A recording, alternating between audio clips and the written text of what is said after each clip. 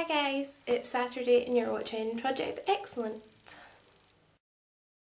We are actually talking about culture shocks, and this is actually a topic picked by, I'm going to try and say it, I think it's sydannlin, but I'll put it in somewhere here or in the bar below.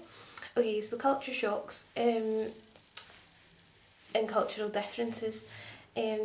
Personally, this is about, we're talking about where you've been, and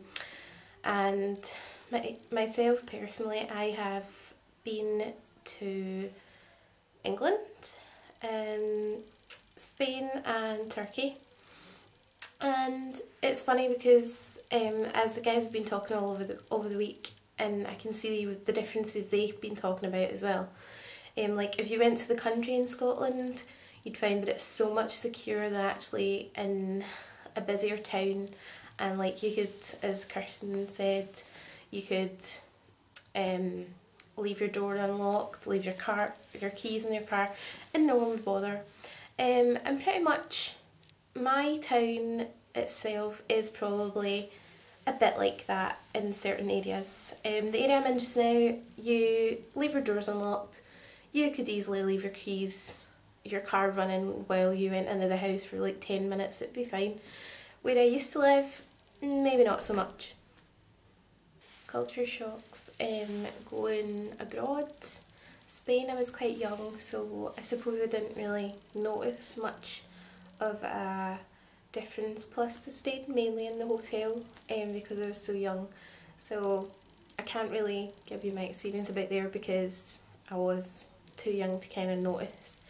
In Turkey it was a totally different story, but I went there 5 years ago with two of my friends, and we stayed in Ismaili just like Adam, and I think the most culture shock was for me the fact that the day before I left there was actually 3 bombs, went off 3 terrorist bombs, and that is probably the biggest culture shock I've ever had because it was so scary.